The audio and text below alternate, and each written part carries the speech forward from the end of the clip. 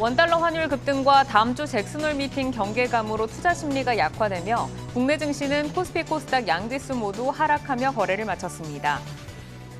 원달러 환율은 한 달 만에 장중 연고점을 경신한 가운데 1325.9원에 마감했습니다. 전자금융거래법 개정 검토에 카카오톡 송금하기가 제한될 수 있다는 우려에 블록딜 소식까지 전해지며 카카오뱅크가 급락 마감했습니다. 셀트리온은 베그젤마에 대한 유럽 30개국 대상 판매 허가를 획득했다고 공시했습니다. 삼강 M&T는 대만의 해상풍력 건설사와 6,007억 원 규모의 파운데이션 제작 계약을 체결했다고 공시했습니다. 인선 E&T는 주가 안정 및 주주가치 제고를 위해 99억 9,900만 원 규모의 자기 주식 취득을 결정했다고 공시했습니다. 쇼박스는 넷플릭스와 OTT 콘텐츠 제작 계약을 체결했다고 공시했습니다. 우리기술은 한국수력원자력과 약 30억 규모의 내자 공급 계약을 체결했다고 공시했습니다.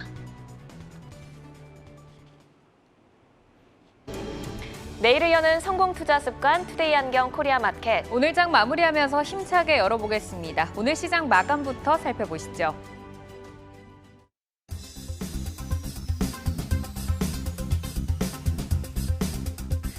전일 미증시가 강보합에서 거래를 마치면서 힘있는 금요일 시장을 기대를 했지만 우리 시장은 양시장 모두 하락으로 거래를 마쳤습니다. 특히 시작부터 마감까지 계속해서 흘러내리면서 낙폭을 키웠는데요. 전일 블러드 여는 총재는 여전히 강한 금리 인상과 긴축 기조를 어필했고 다음 주 잭슨홀 미팅을 앞둔 경계감, 더불어 오늘 밤에 또 옵션 만기일, 유럽 천연가스 가격 급등의 경기 둔화 우려, 원달러 환율의 고공 행진 등 센티멘트가 약화된 모습인데요. 특히 3시쯤 독일의 7월 생산자 물가지수가 전년 대비 37% 넘게 상승하는 등 지난주에 비해서는 센티멘트가 많이 약화된 시장의 모습이었습니다. 오늘 지수 마감부터 살펴보겠습니다. 코스피는 0.6% 하락하면서 2,492선에서 거래를 마쳤고 코스닥은 1.44% 하락을 했습니다. 수급 한번 보겠습니다.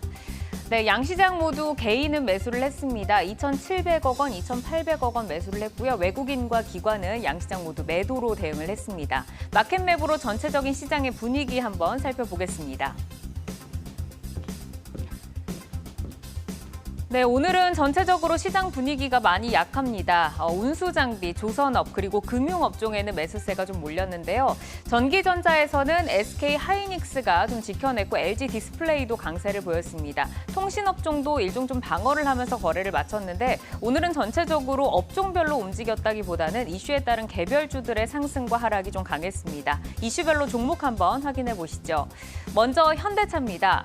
미국 인플레 감축법 세제 혜택 제외 소식에 2거래일 연속 하락을 했던 자동차주들이 2거래일의 하락을 회복을 하면서 오늘은 다소 돌아서며 거래를 마쳤습니다. 현대차는 아이오닉5가 미국 자동차 전문지가 선정한 올해 전기차에 뽑힌 소식을 오늘 전했고요. 무엇보다 현대차 그룹이 외부 자본과 더해서 약 1조 원을 투입해 미국 현지에 로봇 연구개발과 스타트업 투자 생태계 선점에 나선다라는 것이 호재로 작용을 했는데 기아와 현대모비스까지 이끌면서 모두 빨간불로 마쳤습니다. 현대차는 2% 올라오면서 19만 원에 거래 마감했습니다. 이어서 카카오페이 보시죠. 전일 카카오페이는 금융당국이 법적으로 이 간편 송금을 금지하는 방안을 담은 전자금융거래법 개정안을 검토한다라는 소식에 카카오톡을 통한 간편 송금 금지 우려의 매물이 출회가 됐습니다. 전일이 외국인이 매도로 하락을 이끌면서 6% 급락을 했는데 신저가를 경신하면서 마감을 했었고요. 오늘 금융위가 개정안에 따르더라도 소비자는 간편 송금 기능을 할 수 있다라고 보도를 하면서 전일의 낙폭을 회복을 하지는 못했습니다만 0.5% 상승으로 돌아서면서 거래를 마쳤습니다. 다음 종목 이어서 보시죠. 코스닥 시장의 하락 속에 HLB 제약 그리고 HLB 생명과학은 오늘 강했습니다. HLB가 유럽 암학회 에스모에서 리보세라닙, 간세포암 치료제 임상 3.3 결과 별파를 앞두고 있는데 지난 12일에 3,300억 원 규모의 유상증자 결정에 주가가 좀 조정을 받았었죠. 오늘 다시 매수세가 돌아오면서 HLB 같은 경우는 1.3%, HLB 제약은 6% 넘게 오르면서 거래를 마쳤습니다. 이어서 쇼박스 보시죠. 쇼박스는 비상선언 그리고 쿠팡 그리고 영상 콘텐츠 라이선스 계약의 최근 두 모멘텀을 조금 이어서 발표를 했었는데 주가는 좀 지지부진한 모습이었습니다. 오늘 쇼박스가 넷플릭스의 OTT 콘텐츠 살인자 난감 시즌 1 제작의 계약을 체결했다라고 공시를 했는데 공시했을 당시에는 잠시 좀 급등을 하는 양상을 보였지만 계약 금액이 2025년 8월 19일 유보기간 이후 공개 예정으로 공시가 되면서 상승폭을 반납을 하면서 오늘 1.2% 상승에 그치면서 거래를 마쳤습니다. 여기까지 금요일 시장 마감 정리해드리겠습니다.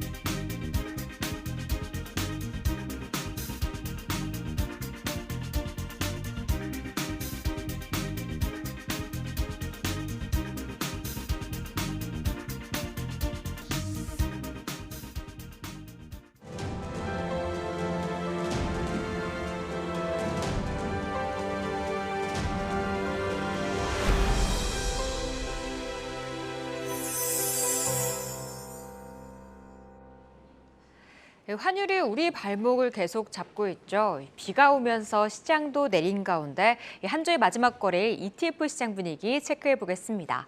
상승했던 쪽부터 살펴볼까요? 미래에셋 자산운용의 타이거 원유 선물 이넨스드 환해지 상품이 어제 이어서 오늘도 두드러진 상승을 보이고 있습니다. 미국의 원유 재고가 생각보다 많지 않았습니다.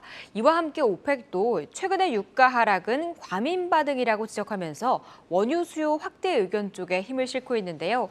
이 WTI 다시 90달러 선으로 올라선 가운데 이 상품도 2.1%의 상승을 보였습니다. 다음 코덱스 보험도 빨간불을 켜냈습니다.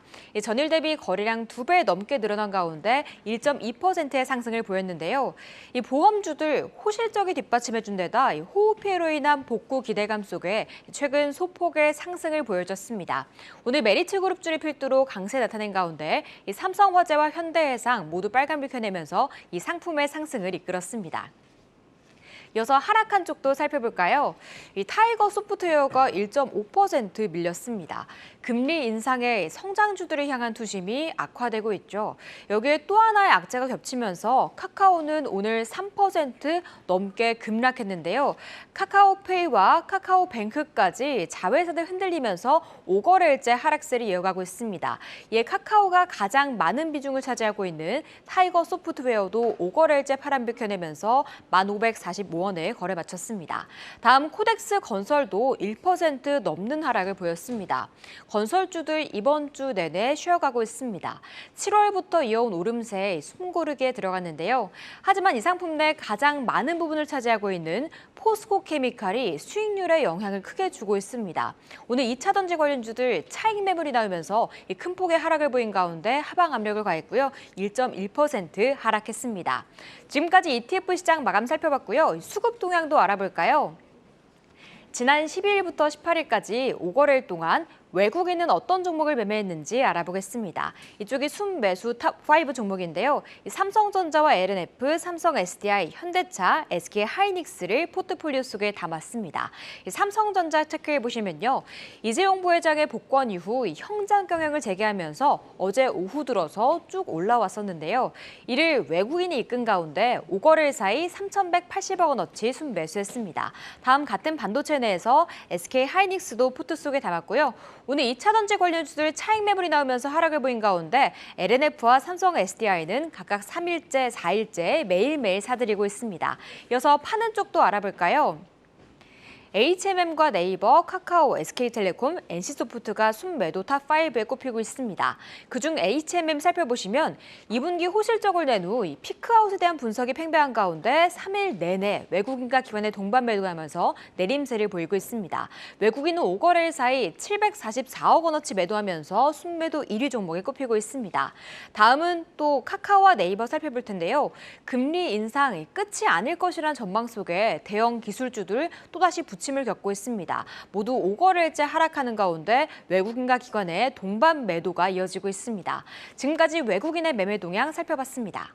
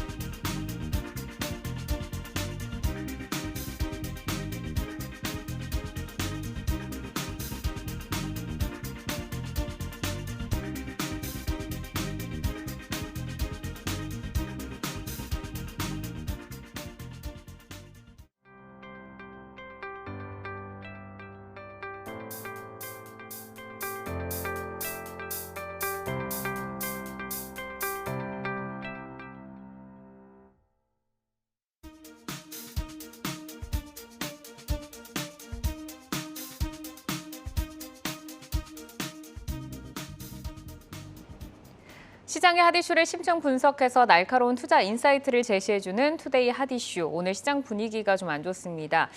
오늘 특히나 좀 관심이 많으실 부분 환율에 대해서 좀 볼 텐데요. 연고점을 경신한 원달러 환율, 향후 방향성 그리고 금융시장 영향 긴급 진단해 보도록 하겠습니다. 김승혁 NH선물연구위원과 함께합니다. 어서 오십시오. 네, 안녕하세요. 네, 반갑습니다. 원달러 환율이 한 달 만에 연고점을 재차 경신을 했습니다. 오늘 1,325.8원에서 마감을 했는데 최근 환율의 움직임을 보면 하락 시에는 폭이 좀 미미하지만 상승 시에는 폭이 좀 크게 나타나면서 1,300원 아래로는 지금 떨어지지 않는 모습을 보이고 있습니다. 네. 당분간 이 1,300원 위에서 계속해서 움직일 거다라고 좀 예상하실까요? 우선은 3분기 정도 내에서는 아직 매크로 환경에 대한 불확실성이 사실 여전히 지속되고 있는 상황입니다. 경기 둔화냐, 침체냐, 어떠한 컨센서스가 잡히지 않은 상황 속에서 달러 강세가 지속되고 있는 상황이다 보니까 어떤 기준점이 정해지지 않는 3분기 내에서는 1,300원 중심을 등락할 거다라고 좀 보고 있고요. 우선 다행히도 물가가 좀 피크아웃 가능성을 보이고 있고 연준도 그거에 대해서 의식은 하고 있어서 그거에 따른 어떤 4분기의 전망 자체는 좀 내려올 수는 있겠다라고 보여지고는 있지만 지금과 같은 분위기로서는 경기 침체 우려를 사실 점점 더 어떤 물가의 수준보다 좀 더 이제 집중을 하고 있는 상황이거든요. 아무래도 경기 둔화냐, 침체냐 이거에 따른 경제 지표들의 어떤 분석에 따라서 3분기 정도 내에는 이거에 따른 어떤 각가지 시장 분석들이 좀 엇갈리는 모습, 그러니까 과도기를 좀 거치고 있는 상황이거든요. 그러한 어떤 해석 여지가 아직 남겨있는 3분기에는 1,300원대를 좀 등락할 거고 그 이후에는 이제 물가 피크 아웃이라든지 경기가 침체보다는 둔하다, 고용 지표를 봐라, 뭐 이런 여러 가지 좀 긍정적 시그널들에 조금 집중한다면 내려올 수 있을 거다라고 희망은 하고 있지만 아직까지는 사실 고점이 어디까지냐를 중심으로 상단 트라이가 어디까지 가능하냐를 좀 더 집중해서 봐야 될 시즌이다라고 좀 말씀드릴 수 있을 것 같아요. 그러니까 아직도 그 상방은 조금 확인되지 않았다라고 좀 볼 수가 있겠습니다. 매크로 분석이 지금 엇갈리는 가운데 1,300원에서 등락을 하고 있는데 경기 침체가 아니라 둔화가 조금 확실시 될 때 꺾일 것이다라고 좀 말씀을 주셨고 이제 글로벌 달러화가 강세로 갈 수밖에 없는 환경들이 지금 조성이 되고 있는데 7월 FOMC 의사록 공개 이후 속도가 더 붙고 있습니다. 이제 연준이 좀 매파적인 행보를 보인 것이 달러화 강세에 좀 더 힘을 실어줬다라고 볼 수 있을까요? 맞습니다. 어제도 이제 블라드 연은 총재라든지 데일리 연은 총재 등 이제 많은 연준 위원들이 매파적 발언들을 좀 쏟아내고 있는데 사실 이 배경은 좀 살펴볼 필요가 있어요. 과연 진짜 금리 인상이 정말 필요한 시즌인가 아니면 기대 인플레이션을 꺾기 위한 연준 위원들의 일종의 어떤 트라이인가를 좀 봐야 되는 상황이 있는데 연준 위원들도 지금은 인식을 하고 있습니다. CPI가 어느 정도 YY 기준으로는 좀 내려왔고 근원 CPI도 좀 내려오고 있는 상황들을 인지는 하는데 이제부터 초점을 맞춰야 되는 건 이런 하락세가 기조적일 것이냐, 그다음에 물가의 상승 추이가 좀 완화될 것이냐에 대한 어떤 해석이 조금 더 필요하거든요. 그러니까 추가적인 데이터들이 더 들어와야 연준 위원들도 본인들의 스탠스를 좀 바꿀 수 있는 상황이 올 텐데 벌써 시장은 물가 피크아웃이다, 인플레이션 고점을 지났다라고 기대를 해버리는 상황인 거죠. 이렇게 돼버린다면 사실상 사람들이 어떤 인플레이션에 대한 두려움이 좀 꺾여져야, 그러니까 기대 인플레이션이 내려와야 실제로 이게 인플레이션 하락으로 이어지고 있는 상황인데 벌써부터 시장이 미리 이렇게 기대를 해버리면 연준 위원들이, 그러니까 FOMC상 이제 발했던 파월 의장이 의도한 어떤 수순대로는 가지 않을 수 있다라는 판단이 들어올 수 있거든요. 그럼 이제 FOMC 위원들 입장에서는 어떤 생각을 하냐면 좀 더 매파적 발언을 통해서 기대 인플레이션을 꺾는 게 우선이다라는 생각을 먼저 할 수밖에 없습니다. 그래서 이제 뭐 블러드 연은 총재 같은 경우에는 3.75%에서 4%까지 연말 정책 금리가 가능하다 이렇게 말씀을 하셨잖아요. 뭐 중립금리 관련해서도 꾸준히 얘기가 나오고 있는데 이 관련해서는 되게 아직은 모호한 스탠스로 얘기를 하고 있는 상황이에요. 왜냐하면 데이터베이스로 우리가 얘기를 하겠다 뭐 이렇게 얘기를 하고 있는 상황이니까. 그러니까 첫 번째로는 우선 FOMC 위원들의 발언은 실제로 지금 아직까지는 금리를 올려야 되는 시점이다라고 첫 번째로 인식할 수도 있지만 두 번째로 그분들 입장에선 기대 인플레이션을 우선은 잡는 게 우선이기 때문에 시장 내에 만연되어 있는 우선 피크아웃에 대한 기대심을 조금은 진정시키는 데 목적이 있지 않았나 이렇게 보고 있습니다. 그래서 이런 것들이 아직까지는 당연히 달러 강세로 좀 이어지고 있는 상황이고 최근 좀 트렌드가 살짝 변했다라고 보고 있는 거는 한 3분기, 그러니까 2분기 말, 1분기까지만 해도 다 물가만 정말 많이 봤어요. 물가가 몇 프로냐, CPI가 뭐 몇 프로가 나왔냐 이런 걸 좀 중심으로 봤는데 지금은 미국과 유럽의 중심지가 조금 바뀌었습니다. 그러니까 미국에서는 이제 물론 당연히 CPI 중요도가 여전히 높지만 경기 침체냐, 우려냐, 고용이 어떻게 되고 있느냐, 소비가 어떻게 변화하고 있느냐 등을 점점 주목해 가고 있는 상황이고요. 아직까지는 유럽 쪽, 그러니까 다른 국가들은 여전히 물가가 몇 프로냐, 뭐 독일 오늘 3시에 발표난 것처럼 독일의 생산자 물가 지수가 되게 높은 수준으로 나왔잖아요. 이러한 어떤 집중도에 조금 차이가 발생하고 있고 미국 내에서는 점점 물가와 이제 경기로 점차 조금씩은 집중도가 넘어가고 있는 상황이 연출되고 있다. 그래서 지금은 두 가지 측면을 모두 다 고려해야 달러에 대한 방향성을 좀 예측할 수 있다. 좀 이렇게 말씀드리고 싶습니다. 말씀 주신 것처럼 뭐 미국 같은 경우는 그래도 고용 지표나 뭐 CPI나 이런 것들이 생각보다 좀 안정세를 보였는데 유럽은 지금 시장의 기대치보다 뭐 컨센보다 훨씬 더 좀 높게 나오면서 더 좀 불안해진 것 같습니다. 이런 뭐 유럽의 경기 불안 그리고 이제 위안화 약세 같은 경우도 좀 있는데 유로화와 위안화 추이에서 우리가 또 어떤 점들을 주목을 해서 봐야 될까요? 우선 사실 유럽, 그러니까 글로벌 쪽으로 봤을 땐 유럽 쪽 해석이 좀 더 유의미가 있고요. 한국 쪽 상황을 봤을 땐 중국 쪽이 좀 더 의미가 있는데 결국 유럽과 중국이 다 연결되어 있기 때문에 사실은 하나로 봤을 때는 중국 쪽, 저는 중국 쪽 중요도가 제일 중요하다고 좀 보고 있는 상황입니다. 근데 유럽 쪽 상황은 지금 아까도 말씀드렸다시피 물가가 상당히 높은 수준이에요. 근데 그 물가가 왜 높냐라고 했을 땐 당연히 에너지 가격, 특히 천연가스라든지 이런 가격인데 한동안 저희가 원자재 공급이 조금 나아지는가 싶기도 했고 노드스트럼이 재개된다 뭐 이런 기대심이 좀 유입된 상황이었습니다.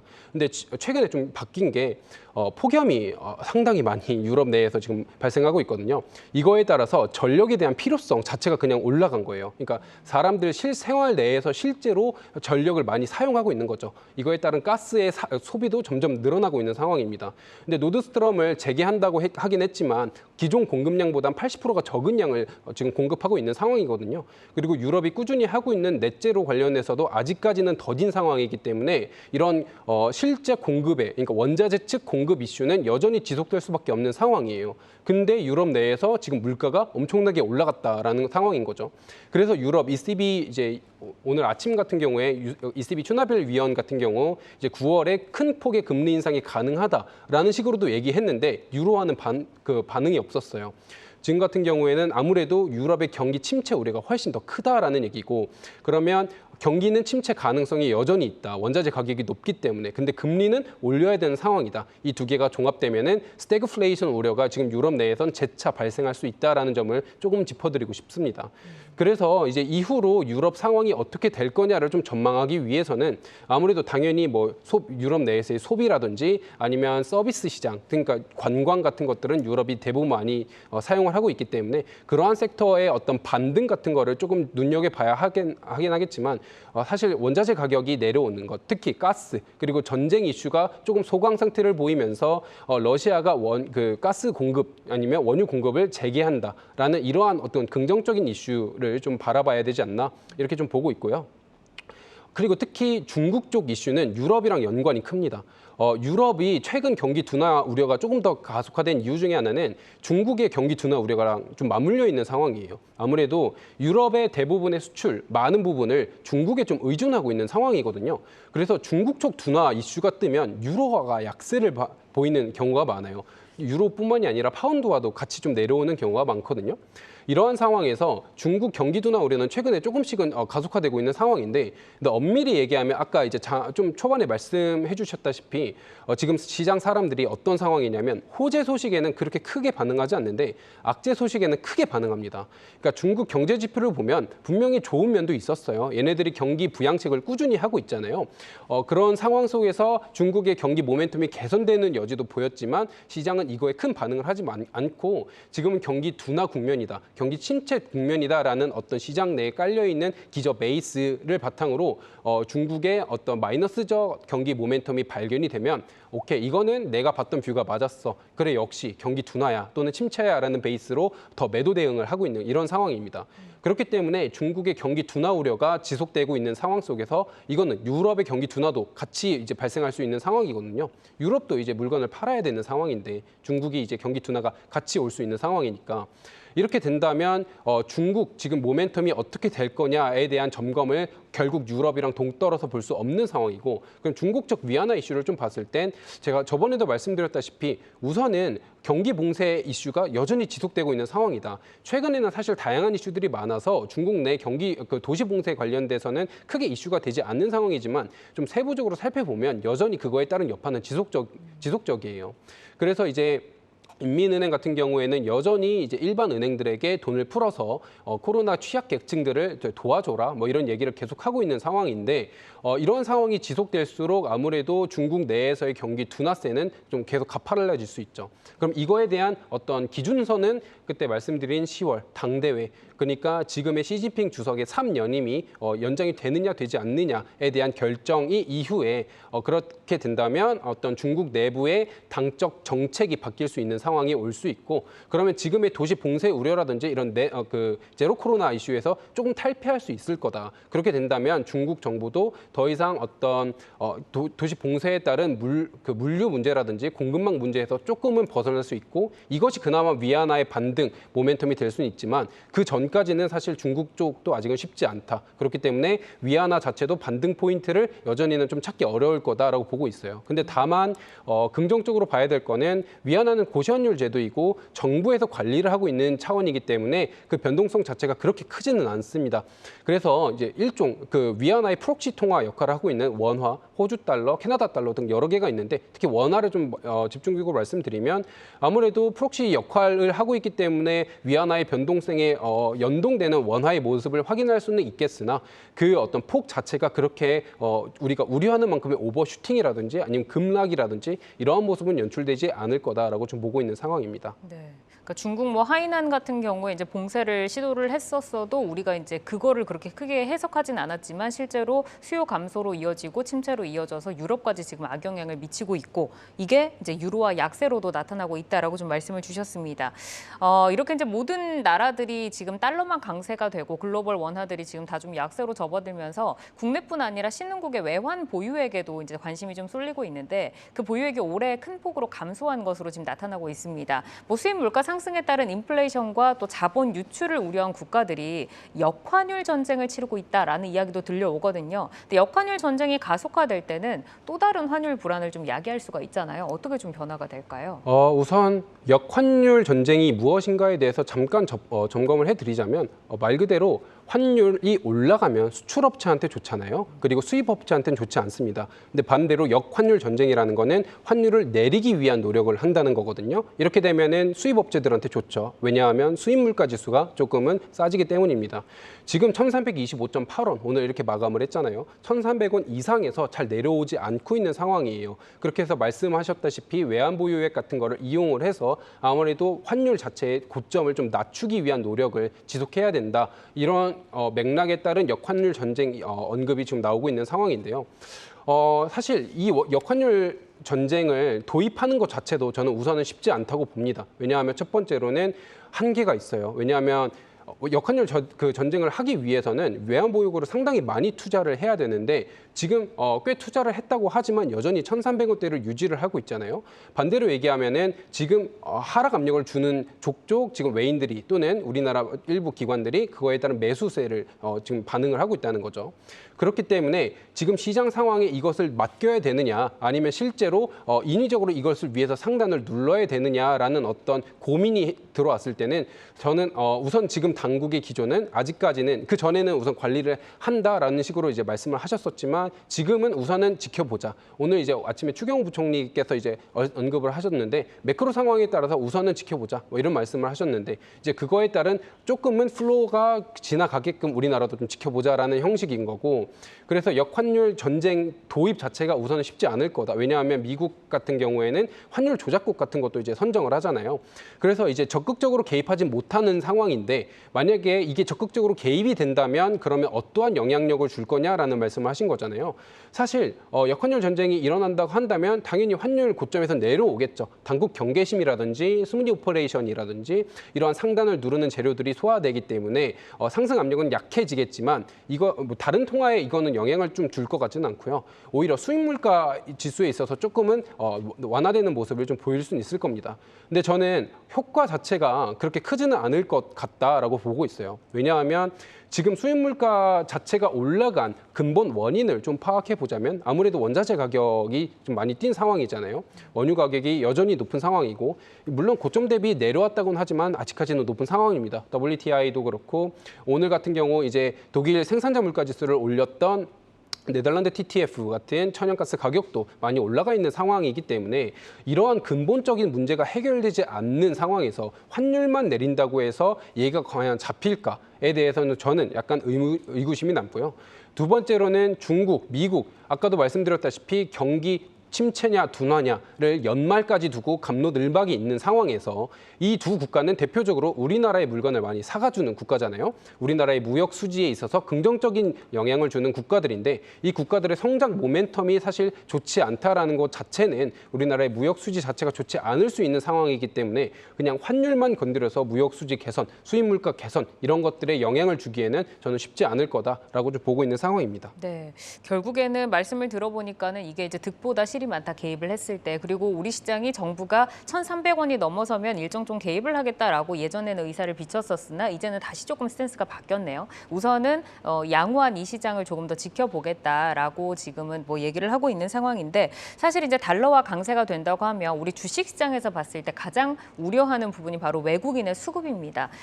사실 뭐 지금 국내로 유입되는 외국인의 자금 성격이 좀 연속성이 없어 보이는데 환율을 통해서 좀 비춰봤을 때 한국 증시의 투자 비중을 어떻게 좀 전망을 해볼 수가 있을까요? 네, 우선 최근 이제 파생상품 시장 같은 거를 좀 점검을 해보면 오히려 외국인 수급들을 조금 더 면밀하게 좀 볼 수 있어요. 왜냐하면 우리나라 코스피 200 같은 경우에는 외국인들 입장에서는 이머징 국가의 대표적 인덱스 중에 하나로 작용을 합니다. 그렇기 때문에 이제 이머징 국가에 투자를 해야 하냐, 해야 하지 말아야 하느냐에 대한 기준점으로 코스피 200을 좀 점검을 하고 있고요. 그런 상황에서 당연히 우리나라, 그러니까 위험 회피 심리, 리스크 오프라고도 부르고 리스크 온이라고도 부르는 이 글로벌 위험 심리에 따라서 우리나라의 외국인 수급이 좀 달라지고 있는 상황이거든요. 예를 들어 중국 같은 경우에 예를 들어 중국의 경기 모멘텀이 좋아지지 않는 상황이면 당장 우리나라에 영향을 줘요.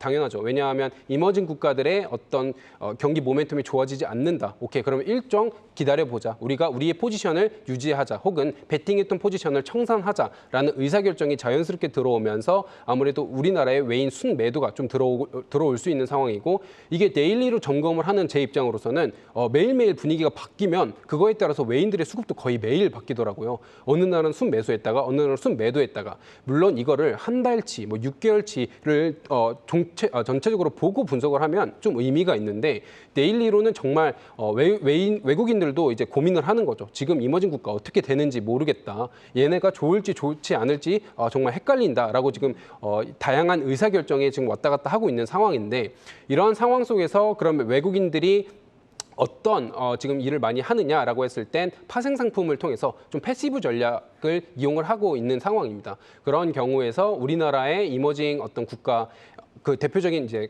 아까 말씀드렸다시피 코스피 200 같은 경우가 이제 인덱스 역할을 하고 있다 말씀을 드렸는데, 그 패시브 그 펀드들이 이제 코스피 200을 이용해서 일종의 해지를 이용한다든지 아니면 방향성 베팅보다는 본인들의 포지션 유지를 한다든지 이러한 어떤 수급 상황을 좀 보이고 있는 상황이에요. 그래서 되게 원론적인 말씀을 드리자면 당연히 위험 회피 심리가 강할 때는 우리나라, 그러니까 이머징 국가들의 외국인들의 투자 비중이 낮아지겠죠. 근데 위험 선호가 들어온다면 우리나라 또는 이머징 국가들의 외국인들의 수급이 더 올라가는 상황입니다. 이런 상황에서 이거는 너무 당연한 전제인데, 두 가지 말씀을 드리고 싶다면, 첫 번째는 이게 지금 분위기가 거의 매일 바뀌고 있더라. 어느 날은 순매수 갔다가 어느 날은 순매도가 가고 있더라. 그리고 두 번째로 말씀드리고 싶은 건 지금 외국인들이 투자하고 있는 주 물량을 당연히 방향성 매매 이런 것도 있겠지만 아무래도 지금과 같은 불안함, 그리고 또 매크로 환경이 좀 아무래도 안개 속에 있는 상황에서는 패시브 자금들이 더 많이 들어오고 있더라. 그래서 파생 상품을 통해서 이를 이용하는 경우가 종종 있었다. 이 정도로 좀 점검을 드리고 싶습니다. 네, 결국 너무 어지럽게 지금 바뀌다 보니까 뭐 이런 수급이라던가 환율이라던가 이게 이제 시장에서 개인 투자자들이 대응하기에는 참 어려움이 큰 것 같습니다. 뭐 정보가 지금 뭐 공개가 되어 있다고 해도 너무 빠르게 바뀌다 보니까 어떤 분위기를 타야 할지 좀 고민이 많으실 텐데, 지금 이 환율에 대해서 보시는 투자자분들은 아마 이제 달러에 조금 베팅을 한 분들도 계실 것 같아요. 강달러 기조가 계속해서 좀 유지가 될 거라고 보신다고 하면, 지금 달러를 투자하고 계시는 투자자분들은 지금 매도를 일부분 좀 해야 될까요? 아니면은 계속해서 좀 더 들고 가는 전략이 맞을까요? 사실 이거는 내가 어디 선에서 달러를 가지고 있느냐에 대한 어떤 매수가. 아니요, 그러니까 매수인데 예를 들어 내가 지금 1320원대 내가 매수를 해야 되겠다, 1315원대 매수를 해야 되겠다라는 어떤 기준점이 있거든요. 물론 이제 개인 투자자분들 입장에서는 이런 기준점이 딱히 없을 수 있지만 기관들 같은 경우에는 이런 포인트들이 좀 정해져 있어요. 네. 그래서 그런 포인트들이 정해져 있는 분들한테는 어떤 포인트를 우선은 타겟팅하고 있느냐를 먼저 물어보는 게 첫 번째인데, 그분들 입장에서 먼저 간단하게 말씀을 드리면 지금 1330원 이상으로는 조금은 홀드해라. 왜냐하면 그 이상으로 올라갔을 때 어떤 당국 경계라든지 아니면 중앙은행의 어떤 스탠스가 어떻게 나오는지 보고 움직이는 게 더 낫다라는 걸 첫 번째로 우선 말씀을 드리고 싶고요. 왜냐하면 지금 우리나라도 물가가 아직 높아져 있는 상황이잖아요. 근데 환율이 계속 올라가면 여전히 물가가 올라갈 수밖에 없는 상황이거든요. 수입 물가가 올라가기 때문에. 그래서 우리나라도 지금 금리를 올리고 있고 빅스텝도 단행을 하는 상황에서 물가를 내리고자 하는 상황인데 환율을 그냥 계속 올리게끔 놔두지는 않을 수 있다라는 생각이에요. 그래서 그러면 당국이 허용하는 그 구간이 어디까지냐는 우선 좀 점검해보자. 이런 게 이제 첫 번째로 드리는 말씀이고, 두 번째로 드리는 말씀은 개인분들 입장에서 달러를 매수해야 되느냐 매도해야 되느냐의 의사결정은 저는 우선은 지금 같은 상황에서는 달러를 함부로 매수하지 말아라. 우선은 가지고 계시다면은 매도를 하고, 아니면 만약에 추가 더 베팅을 하고 싶다면 그 텀을 짧게 가지고 가라라고 말씀을 드리고 싶습니다. 왜냐하면 물론 시나리오상 더 엄청나게 올라갈 수도 있어요. 1350원, 1400원 뭐 이렇게 올라갈 수도 있거든요. 그렇지만 그거는 사실 일종의 보면 어떻게 보면 베팅이에요. 그러니까 본인들 입장에서 추가적인 어떤 경제 데이터들이 들어와야 돼요. 예를 들어 경기 침체 우려가 더 확 실시된다든지, 아니면은 뭐 우리나라의 어떤 무역 수지가 더 빠르게 악화된다든지 추가적인 데이터들이 들어와야 되거든요. 그런 데이터들을 확인하고 난 이후에 베팅해도 저는 사실 늦지 않다고 봐요. 근데 그런 것들이 아직은 확실치가 않아요. 점검되기 전입니다. 그래서 본인들의 어떤 기대와 그런 어떤 확인되지 않았는데 아무래도 경기 침체 국면이니까 우선 베팅해보자라고 우선 달러를 사기에는 아직까지는 안전한 투자는 아니지 않나. 그렇죠. 지금 사기에는 사실 너무 불안정하고 들고 계셨던 분들은 일단 우선 조금 매도를 하거나 아니면 단기 트레이딩 전략 보시는 거죠. 네, 그런 그리고 게 좀 더. 기관 투자자들은 1,330원 이상에서 홀드를 하면서 기조를 조금 더 지켜보는 방향. 네. 네, 이제 이 부분을 좀 참고를 해서 투자를 하시면 될 것 같고, 이제 그 전에 저희에게 출연을 해서 이제 좀 말씀을 해주셨을 때는 연말로 갈수록 이제 금리 인상에 대한 그것들이 조금 잡히면서 인플레이션도 조금 더 잡혀갈 것이기 때문에 달러화 강세 현상이 약해질 것이다라는 기조를 좀 갖고 계셨던 것 같아요. 네. 현재 기존 혹시 변화가 없으실까요? 저는 아직까지는 다행히도 제 첫 하반기 전망 뷰가 3분기에는 1,300원대를 이제 등락을 하다가 이제 4분기 말로 갈수록 내려올 거다라는 뷰였기 때문에 아직까지는 그 뷰를 유지는 하고 있습니다.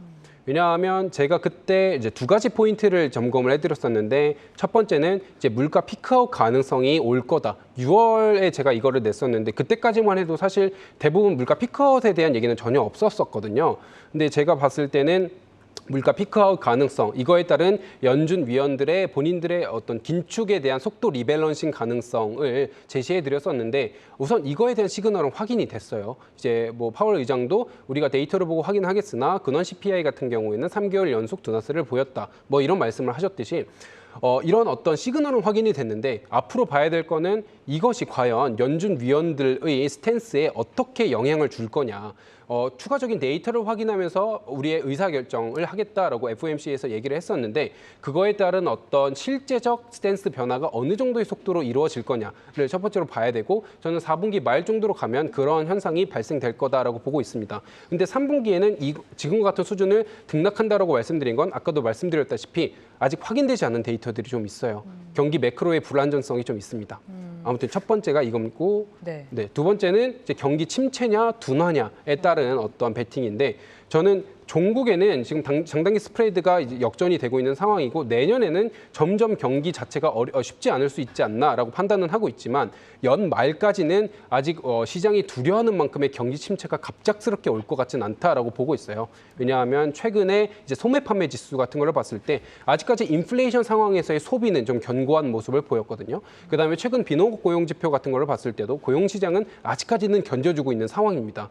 그런 상황에서 경기 침체보다는 둔화 쪽, 그러니까 하드 랜딩보다는 우선은 소프트 랜딩 가능성이 조금 더 있다라고 봤을 때 그러면 소프트 랜딩에다가 이제 물가 피크아웃에 따른 연준 위원들의 긴축 속도 리밸런싱이 겹친다면 지금과 같은 수준에서는 4분기 말로 갈수록 좀 내려오지 않을까라는 전망을 아직까지는 유지하고 있는 상황입니다. 그러면은 저희는 이제 외환 시장에서 앞으로 어떤 이슈들을 조금 주목을 하면서 이 환율에 대응을 해야 될까요? 아무래도 이제 첫 번째로는 우선 유럽 쪽 말씀을 드리자면 유럽 쪽 정책 금리가 어느 정도 속도로 올라가느냐를 좀 우선 봐야 될 것 같아요. 유로화 같은 게 어느 정도 속도로 빠르게 반등을 할 수 있느냐에 대한 모멘텀을 점검해야 된다라고 좀 보고 있는 거고요. 두 번째로는 미국의 경기 침체냐 둔화냐 가능성을 조금 더 면밀하게 분석을 해야 된다.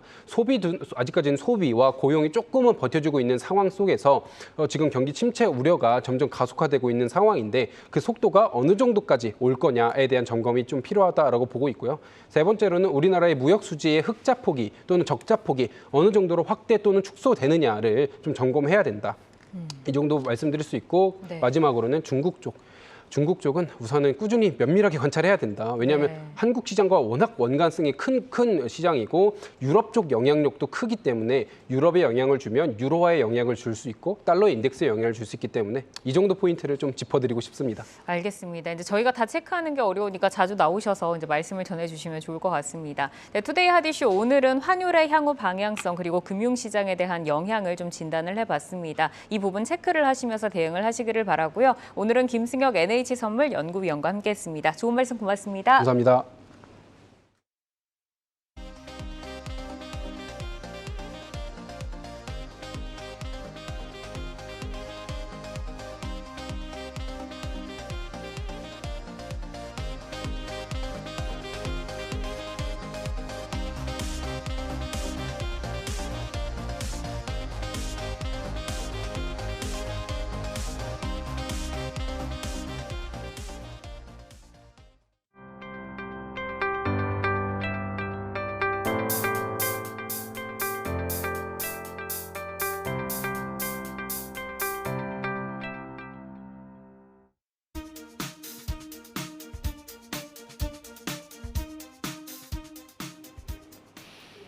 계속해서 이슈 섹터와 기업들을 통해 종목의 스펙트럼을 넓혀가는 투데이 이슈 콕톡 시작합니다. 오늘은 최근 외국인 러브콜이 지속되는 종목이죠. 삼성전자와 두산 에너빌리티 점검하고 전략 세워보겠습니다. 이성훈 글로원 파트너스 이사와 함께합니다. 어서 오세요. 네, 안녕하세요. 네, 먼저 첫 번째 주제입니다. 올해 상반기 글로벌 시장에서 삼성전자의 주력 품목인 스마트폰과 반도체 점유율이 상승하며 각종 악재에도 선방한 것으로 나타났습니다. 하지만 재고 자산이 사상 처음으로 50조 원을 넘기면서 이익 급감 우려가 고조되고 있는데요. 반도체 업황과 삼성전자의 대응 행보 집중 점검해 보겠습니다. 우선 삼성전자도 그렇고 SK하이닉스도 전년 동기 대비해서 30% 이상 재고가 증가했다고 하는데요. 아무래도 글로벌 경기 침체가 반영되고 있다고 봐야 되겠죠? 네, 일단 재고 부분 같은 경우가 영향을 미치는 게 일단은 주요 지표로 시장 참여자들이 바라보는 시각도 있기 때문에 조금 주가에는 부정적인 영향을 미치는 경향이 있고요. 그다음에 IT 산업 같은 경우는 사이클이 상당히 빠르기 때문에 이 재고 부분 같은 경우도 일단은 주가에 반영이 되는 단계라고 볼 수가 있겠습니다. 즉 심플하게 말씀을 드리면 현재의 재고 자산 같은 경우에 수준은 경기와 함께 결부를 해봤을 때는 침체의 수준까지 충분히 반영을 한 것으로 보이고요.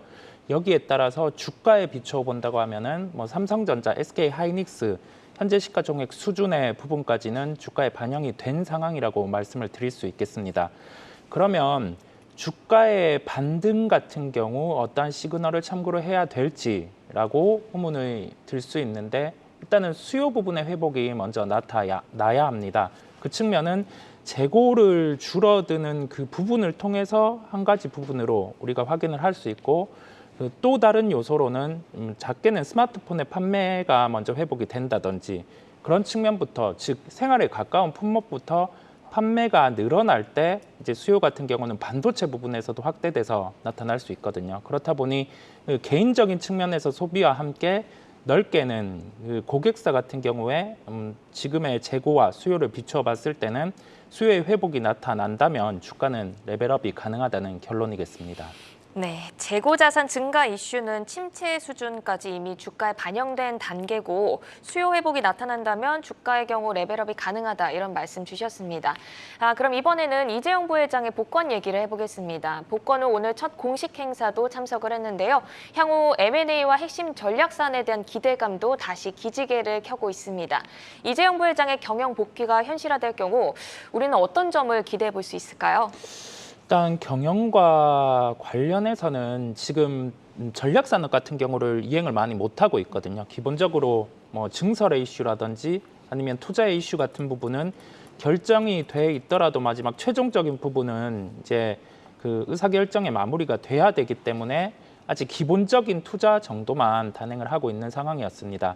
이제 그 경영 복귀에 대해서 해석을 할 수 있는 점은 그 삼성그룹 측면에서는 반도체 같은 경우는 당장 투자가 나타나지는 않을 겁니다. 왜냐하면 지금 재고적인 이슈도 저희가 처음에 다뤘듯이 그 부분도 있고 뚜렷하게 지금 캐펙스 투자를 하기에는 좀 무리가 있는 부분 그 점에서 반도체 투자는 단행을 안 할 가능성이 매우 높고요. 다만 그 디스플레이 부분에서 이제 LCD에서 OLED로 넘어가는 단계예요.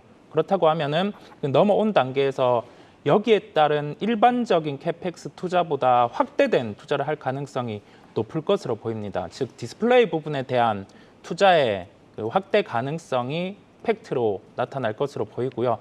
그다음에 시장의 일각의 기대 같은 경우는 복귀 이후에 당장은 아니겠지만은 지금 삼성그룹의 지배구조 개편 같은 경우도 단행을 해야 됩니다. 그렇다고 하면 이게 그 어떤 그룹 같은 경우 센터에서는 기업 같은 경우가 주가 같은 경우에는 긍정적일 수 있어요. 삼성그룹 같은 경우는 전자 중심으로 하든지 아니면 삼성물산을 통해서 하든지 주가에는 긍정적일 수 있는 요인으로 풀어갈 수 있기 때문에 주주분들께서는 지배구조 개편에 대한 가능성도 염두에 두셔야 되겠습니다. 네, 당장 반도체 단에서의 투자는 조금 힘들겠지만 디스플레이 쪽은 투자 기대를 해볼 수 있겠고 지배구조 개편 가능성도 존재하기 때문에 주가 측면에서는 긍정적이다라는 말씀 주셨습니다. 또 최근에 기대감이 있는 부분이죠. Z 폴드와 플립4의 사전 예약이 100만 대 달성을 목전에 두고 있다고 합니다. 이 신작 폴더블 폰의 효과, 하반기 이익에 어느 정도 반영이 될까요? 그렇죠. 이게 프리미엄 폰 같은 경우가 본격적으로 출시를 하고 판매된 그 동기간대를 비교를 해보면은 예상치 정도의 판매가 나타나고 있습니다. 그렇다 보니 이게 지금 히트를 치고 있다라고 하기에는 무리수인데, 이게 예상치 정도의 판매라고 하면 일반적으로 지금 올해 같은 경우에 폴더블 판매에 대한 톤이 낮아진 경우가 아니고요. 기존에 나왔던 제품과 비교해 봤을 때 그 예상치 정도의 판매가 나타나고 있는 거거든요. 그렇다 보니 이 부분 관련해서는 좀 그 예상되는 측면이 낮아져 있다 보니 실적에는 긍정적일 수 있습니다. 그리고 향후에 그 나머지 다른 제품들이 출시가 됐을 때 같은 경우는 지금보다는 단가가 올라갈 거거든요. 그렇다 보니 당장의 하반기 실적 같은 경우는 작년에 그리고 예전에 판매됐던 폴더블 폰 정도의 수준의 판매이기 때문에 실적은 일부 긍정적이다. 다만 차기 모델 같은 경우는 단가가 이제 올라갈 거예요. 그렇다 보니 더 좋은 실적을 예상을 할 수 있다는 결론이겠습니다. 네, 하반기 성과에 기대를 걸고 있는 폴더블 폰 예상치 정도로 반영이 될 것이다. 좀 실적에는 긍정적인 영향을 주실 것이란 말씀 주셨는데 상반기 실적을 견인했던 이 반도체 업황에 대해서 한번 살펴보겠습니다. 이 업황 자체가 나빠지면서 하반기 이익 감소가 불가피한 건 우리 투자자분들도 다들 알고 계실 건데요. 하지만 전체적인 규모면에서 다소 추정치에 대한 의견이 엇갈리고 있습니다. 이사님은 이 부분에 대해서 어떻게 보고 계신가요? 네, 아무래도 재고 측면을 통해서 우리가 예상할 수 있는 부분은 실적이 뭐 다음 분기라든지 그 다음 분기에 톤이 어느 정도 유지가 될 것이다라는 점을 파악을 할 수 있고, 여기에 따라서 좀 분기별의 실적을 구체적으로 명시를 하고 이를 시가총액과 연결을 해보면은 지금 뭐 싼지 비싼지 구간 정도는 파악할 수 있어요. 근데 IT 업종은 그런 점의 대입으로만은 주가 예측은 쉽지 않습니다. 예. 하락에 대해서 어느 정도 하락을 할지 정도만 예측이 가능하지 이후에 반등이 어떻게 나타날지 그 점은 수요가 일단 견인을 해야 되거든요. 근데 수요에 대해서 명확하게 알 수 있는 그 데이터가 없다 보니까 지금은 재고가 들고 줄어드는 부분에 대한 체크 정도로 하고 있는 거예요. 즉 재고 같은 경우는 역대 최대의 수치가 나타났다가 지금은 단계별로는 줄어들고 있기 때문에 현재 나오는 시장 예상치 수준, 그러니까 일반적으로 중간값 정도의 실적은 무난히 부합을 할 것으로 전망을 하고 있습니다. 다만 이제 하반기에 갔을 때 같은 경우는 디스플레이 사업 같은 경우는 톤이 일반적일 거고, 그다음에 모바일 사업 같은 경우도 폴더블의 반응 같은 경우는 좀 중보다는 위 정도인데요. 반도체 사업부가 제일 키예요. 왜냐하면 이 사업부 같은 경우는 좋지 않은 환경을 반영해서도 실적은 긍정적으로 나타났단 말이죠. 근데 여기에서 뭐 재고라든지 그런 이슈가 더 줄어든다고 하면 하반기 가서는 그래도 좋아질 수 있는 요인이 충분하다라는 결론이겠습니다. 네, 분기별 실적과 시가총액을 연계해보면 싼지 안 싼지는 알 수 있지만 뭐 향후 수요에 대해서 명확히 알 수는 없어서 주가 향방은 조금 어렵겠지만 이사님이 보시기에는 그래도 시장 예상치에는 부합할 것이다. 향후 주가 측면에서는 조금 더 긍정적인 부분을 언급해 주셨습니다. 삼성전자가 이재용 부회장의 복권 발표와 맞물려서 주가 측면에서 보면은 6만 원 선에 안착하는 움직임을 보이고 있습니다. 하지만 앞서 저희가 언급을 드렸듯이 환율이 다시금 치고 올라오면서 외국인의 이탈이 걱정되는 상황인데요. 그럼 향후 외국인 수급 그리고 삼성전자의 주가 전망 어떻게 보고 계신가요? 네, 지금의 환율 상승 같은 경우는 우리나라의 시스템 리스크라고 하기엔 그러한 현상이 없고요. 신흥국 전체적으로 지금 달러와 비교를 했을 때 유동적인 현상이 나타나면서 지금 환율의 상승이 나타나고 있습니다. 그렇다고 하면 외국인 입장에서 여기에서는 크게 매도를 하는 것은 실익이 없어요. 그렇다 보니 시장 자체로는 큰 매도는 안 나타나고 있거든요. 이러한 수급과 함께 나눠서 보는 거죠. 삼성전자 같은 경우는 외국인 수급이 주도하는 시기, 그다음에 기관 수급이 주도하는 시기가 다릅니다. 지금 수급의 성향은 기관 중에서 사모펀드 같은 경우가 단기적으로는 삼성전자의 수급의 하방을 막아주고 외국인 같은 경우에 매수가 나타날 때는 삼성전자가 상승하는 경향이 있거든요.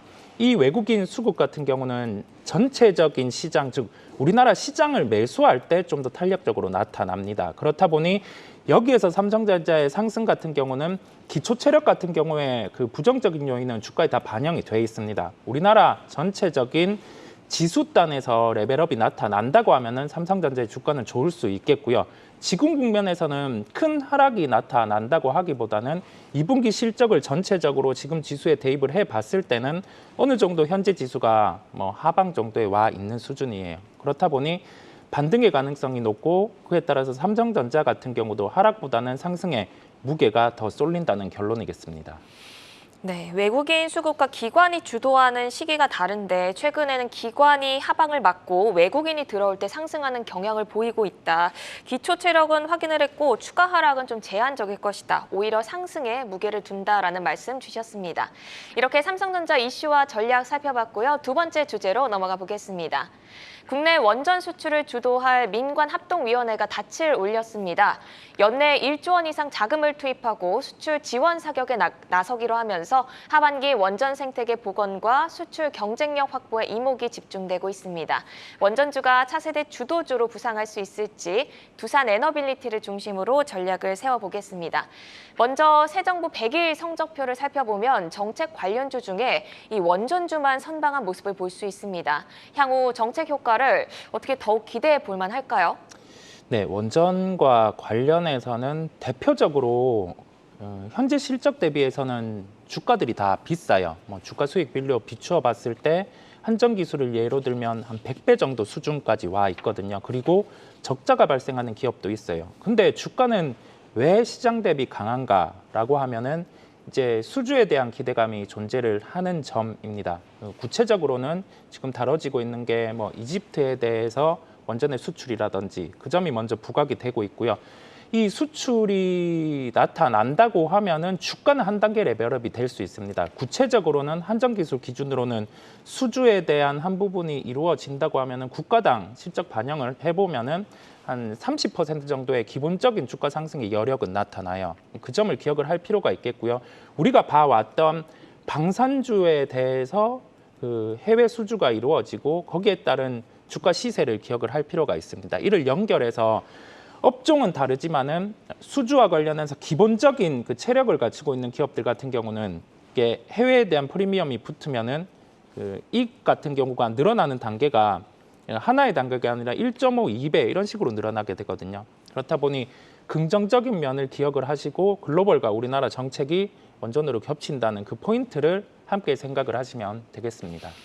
네, 수주 기대감으로 주가를 그동안 끌어올렸는데 이게 가시화된다면 주가는 한 단계 더 레벨업 할 수 있을 것이다 라는 말씀을 주셨습니다. 방산주가 그 수주로 시세를 냈던 기억을 좀 연결해 보면 충분히 업사이드는 있다 이런 말씀으로 이해를 했습니다. 정부의 원전 수출 지원 사격에 이 두산 에너빌리티에 대한 기대감도 고조가 되고 있습니다. 체코와 사우디 등에 대한 수주 가능성에도 힘이 실리고 있는데요. 그러면 두산 에너빌리티의 기술 경쟁력 그리고 수주 가능성은 어떻게 보시나요? 두산 에너빌리티 같은 경우가 원전의 핵심 사업을 다 보유를 하고 있어요. 그 터빈 같은 경우가 국산화가 상당히 힘들었는데 국제 과제도 더해졌지만은 두산 에너빌리티 기준으로 이를 국산화 시켰고요. 그다음에 일반적인 계측기 부분이 아니라 계측기 부분이 세밀하게 이게 설계가 들어가고 여기에 대해서 그 측정을 하는 부분 같은 경우는 두산 에너빌리티가 중점적으로 해서 나머지 계측 사업을 하는 쪽으로 수주를 내려주는 구조거든요. 그렇다 보니 이 부분에 대해서도 뭐 핵심 기술을 보유를 하고 있습니다. 그리고 그 소형 모듈 원전 같은 경우가 미국을 중심으로 상당히 좀 구성이 많이 이야기가 나오고 있는데 여기에서 그 소형 모듈 원전 수주가 이루어진다고 하면은 주기기 부분 담당을 두산 에너빌리티가 하고 있습니다. 그렇다 보니 그 미국에서 해외 수주를 통해서도 두산 에너빌리티 같은 경우는 그 매출에 대한 인식이 나타날 수 있고 그다음에 우리나라 같은 경우가 해외에 원전 수출을 한다고 하면은 터빈이라든지 계측기 이 부분의 핵심적인 부분을 이루고 있다 보니까 그 국내 및 그 해외 부분의 수주 함께 연결해서 긍정적으로 시각을 바라봐도 된다라는 결론이겠습니다. 네, 두산 에너빌리티의 기술 경쟁력까지 한번 체크를 해봤는데요. 주가 측면에서 봤을 때 최근 외국인의 매수도 집중이 되면서 주가가 우상향 흐름을 보여주고 있습니다. 7월 말부터 아주 가파르게 올라오고 있는데요. 그렇다면 추가 상승 여력은 어느 정도로 볼 수 있을까요? 네, 지금이 그 실적 체력의 개선 시점입니다. 나오는 실적은 기본적으로 두산 에너빌리티가 영위하던 사업에서 깔리고 있는 거고요. 부채 비율 같은 경우는 단적으로 높았지만은 지금 줄어든 단계, 여기에서 수주가 나오는 단계에서는 매출 레버리지가 발생할 수 있는 구간까지 매출이 올라왔어요. 즉 여기에서 생각을 할 수 있는 점은 실적 체력에 대해서 매출을 대입을 해봤을 때 이게 일반적으로 영업이익이 한 자리 수가 나왔다고 하면은 매출 레버리지가 되는 시점에서는 두 자리로 확 뛰어오르거든요. 네, 그러한 시점에 대해서 도달을 했다고 생각을 하시면 되겠고, 일반적으로 원전에 대한 수주가 더해진다고 하면은 현재 주가 대비해서 기본적으로 일단 20%의 상승 여력이 있습니다. 그 점을 기억하시고 해외 원전 수주가 나타난다면 두산 에너빌리티라는 종목도 살펴봐야 된다는 점 말씀을 드렸습니다. 네, 이 정부의 정책 지원뿐 아니라 최근 소형 모듈 원자로 이슈까지 주목을 받으면서 원전주가 차세대 주도주로 기대가 되는 그런 시점인데요. 그럼 원전주 중에 이사님의 최선호주가 있을까요? 네, 우리나라에서 수출이 이루어진다고 하면은 그 소형 모듈 원전 부분의 수출이 이루어질 가능성이 높습니다. 그렇다고 하면은 거기에서 중심이 될 수 있는 기업의 파악이 중요하겠고요. 과거로 되돌아가면은 소형 모듈 원전과 유사한 스마트 원전 사업을 우리나라에서 그 아랍에미레이트에 수주를 따내기 위해 실제적으로 했습니다. 그때 핵심되는 사업부 같은 경우를 BHI라는 기업이 영위를 했었고요. 그렇다 보니 우리나라에서 소형 모듈 원전의 수출이 나타난다고 하면은 BHI라는 기업의 주가도 긍정적일 수 있다는 점을 기억을 하셔야 되겠습니다. 다만 지금 선도환 관련 이슈가 있습니다. 환율 같은 경우가 여기에서 더 상승을 한다면은 그 손실을 반영을 바로 하지는 않겠지만은 이 손실에 대해서 이슈가 계속 될 수 있거든요. 그렇다 보니 그러한 변동성이 있음에도 불구하고 지금 본업에 대해서 원전 수출에 대해서 부분이 더 부각될 수 있기 때문에 BHI라는 종목을 말씀드리게 됐습니다. 네, 소형 모듈 원전 쪽에서 기대감이 있는 BHI 관심 기업으로 꼽아주셨습니다. 자, 이렇게 오늘은 외국인 러브콜이 이어지고 있는 대표 종목인 삼성전자와 두산 에너빌리티 점검하고 전략 세워봤는데요. 투데이 안경 코리아마켓은 방송 후에도 유튜브에 콕톡 검색하시면 다시 보실 수 있습니다. 오늘 함께해 주신 이성훈 글로원 파트너스 이사는 여기서 인사드리겠습니다. 고맙습니다. 네, 감사합니다.